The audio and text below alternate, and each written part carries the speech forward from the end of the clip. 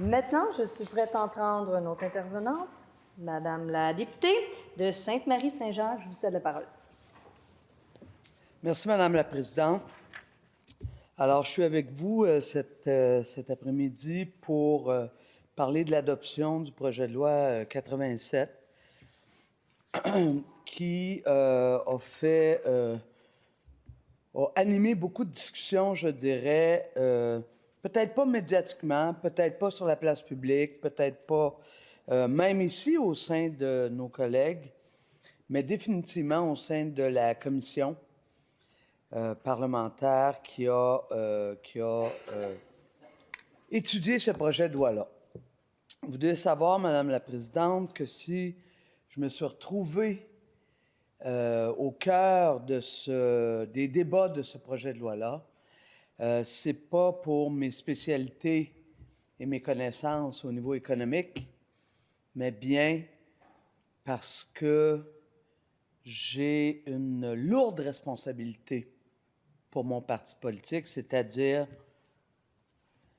de s'assurer que nos liens avec les Premières Nations, les Inuits, soient le plus égalitaires possible.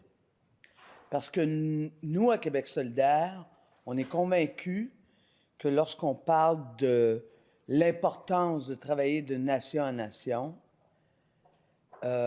c'est pas seulement un slogan, ça l'impose des gestes, ça l'impose une vision politique, ça l'impose une volonté politique.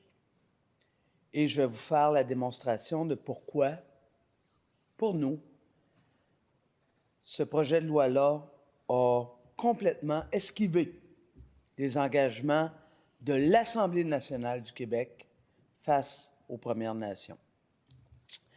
Alors, je nous ramène à une époque où on prenait conscience que les femmes des Premières Nations étaient violentées, disparaissaient carrément, et on a été collectivement ébranlés par ce qu'on a vu à travers une émission comme Enquête, à ce qu'on a entendu à travers des témoignages des femmes autochtones à travers le Québec, mais à travers le Canada. Et on a même, le gouvernement de l'époque a même décidé de mettre sur pied une commission d'enquête qui nous a permis, qu'on a appelé la commission Vient, qui nous a permis de prendre conscience collectivement qu'il y avait un traitement différencié lorsque les gens étaient nés soit comme Première Nation ou soit comme Inuit. Il y avait un traitement différencié. Pas juste les femmes, mais aussi les gens des premiers peuples. Dans la foulée des recommandations du rapport Vient, il y a eu des gestes posés par notre Assemblée nationale importants. Le premier ministre s'est excusé en notre nom, Québécois et Québécoises, de la discrimination vécue et des éléments et de la discrimination vécue par les Premières Nations. Ensuite, le commissaire Vient nous recommandait de reconnaître la Déclaration des Nations unies sur les droits des peuples autochtones. Et cette déclaration-là, elle est fondamentale puisque pendant 20 ans, des Autochtones sur la planète ont discuté et négocié avec les représentants des Nations unies pour être enfin reconnus dans leurs droits. Les droits des Autochtones, les droits des Premières Nations et des Inuits, dont il est question dans cette déclaration-ci, sont des droits humains. Alors, ici, l'Assemblée nationale, donc, à la demande de la Commission Vient, on a fait nos excuses à travers la bouche du premier ministre. On a reconnu les principes qu'il y a à l'intérieur de la Déclaration des Nations unies sur les droits des peuples autochtones. Mais on s'est arrêté là. Oh!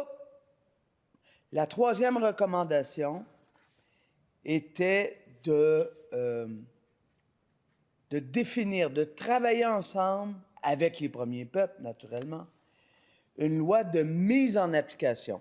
Et d'ailleurs, je nous retourne en octobre, en fait le 8 octobre 2019, une motion adoptée à l'unanimité, ici, par tous les parlementaires qui étaient là. Une motion, je fais fi de la motion, là, mais le dernier paragraphe est très clair. Il dit que l'Assemblée nationale demande au gouvernement du Québec de reconnaître les principes de la dite déclaration et de s'engager à négocier la mise en œuvre de la Déclaration des Nations unies sur les droits des peuples autochtones avec les Premières Nations et les Inuits. Alors bien sûr, et ça a été adopté à l'unanimité, bien sûr que l'Assemblée nationale représente l'ensemble du peuple québécois. Ce n'est pas le gouvernement à lui tout seul qui représente le peuple québécois, c'est l'ensemble des gens qui sont élus ici qui représentent l'ensemble du peuple québécois. Et pour ce faire, lorsque l'Assemblée nationale, le 8 octobre 2019, a demandé au gouvernement qui était d'accord puisqu'il a donné son appui à cette motion-là, qu'on reconnaisse les principes et qu'on s'engage à négocier la mise en œuvre, eh bien, on est 6 ans plus tard et je vais vous démontrer comment le gouvernement a manqué une très belle occasion d'être en cohérence avec sa parole qu'il a prise publiquement en 2019 en adoptant cette motion-là. Un des principes fondateurs de la Déclaration des Nations unies pour les droits des peuples autochtones, et on le retrouve à l'article 19. Un des principes fondateurs, c'est de dire que puisque les Premières Nations et les Inuits étaient là avant l'arrivée des Européens, et pas juste 2, 3, 4 ans, là, des centaines et des centaines d'années, parfois même des milliers d'années. C'est long, 1000 ans, Madame la Présidente. Je ne verrai pas ça, vous ne verrez pas ça. Il n'y a personne ici qui va voir ça. Mais de génération en génération, les gens des premiers peuples occupaient le territoire sur lequel nous sommes présentement. Je vous le dis, Madame la Présidente, ce n'est pas d'être woke que de penser ça. C'est de reconnaître le droit international. C'est de reconnaître la parole de l'ONU. Et de reconnaître notre propre parole, puisque nous avons dit qu'on voulait reconnaître les principes de la Déclaration. Alors, un des principes fondateurs, il y en a plusieurs autres, c'est de reconnaître que les Premières Nations étaient là avant l'arrivée des Européens. Et ensuite, ce qu'on appellera le territoire, leurs territoires ancestraux, parce que ça fait des centaines de milliers d'années, bien qu'ils ont encore des droits, reconnus d'ailleurs par la Constitution canadienne, encore là, c'est pas moi qui l'invente, des droits ancestraux, des droits que nous voulons, à travers la Déclaration, qu'ils soient aussi reconnus. Mais l'article 19 vient, et c'est exactement là où, dans le projet de loi 87 qu'on est à adopter aujourd'hui, où, pour moi, le bas blesse.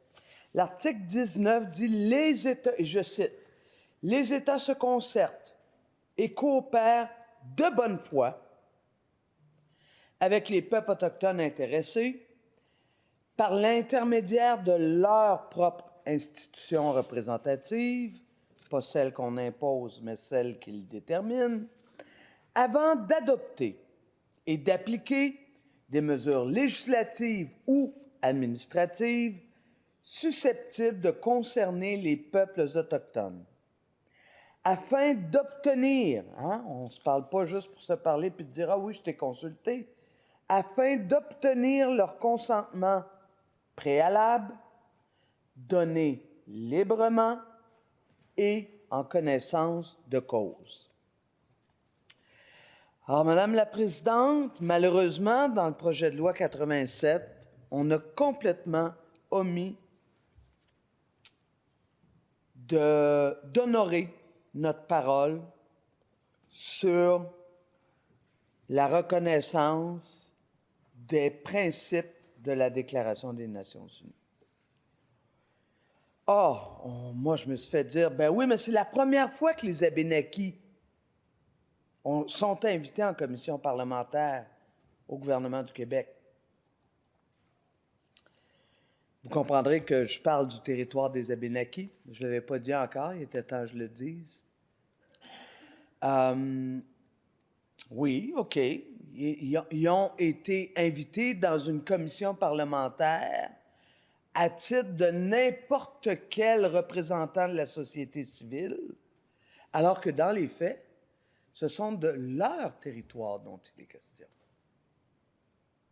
Alors, ils étaient en droit de s'attendre que le gouvernement du Québec, avant de déposer ce projet de loi-là, discute avec eux sur qu'est-ce qu'il avait en arrière de la tête et où, en bout de ligne, c'est ça le consentement préalable et éclairé, et où arriver à s'entendre sur quelque chose avant. Non.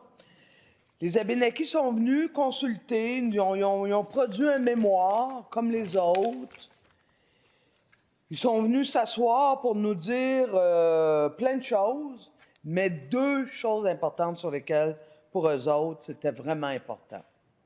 C'est-à-dire que si le gouvernement, les États, comme le dit l'article 19, ne consultent pas, mais la déclaration, elle, a dit qu'il faut, à quelque part, que de bonne foi, les États commencent à réaliser ou à actualiser une réconciliation législative.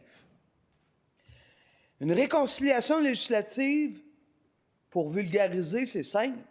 Ça veut dire que le Québec adopte des lois qui concernent les territoires des premiers peuples, qui concernent les premiers peuples, des services que le gouvernement doit donner aux premiers peuples.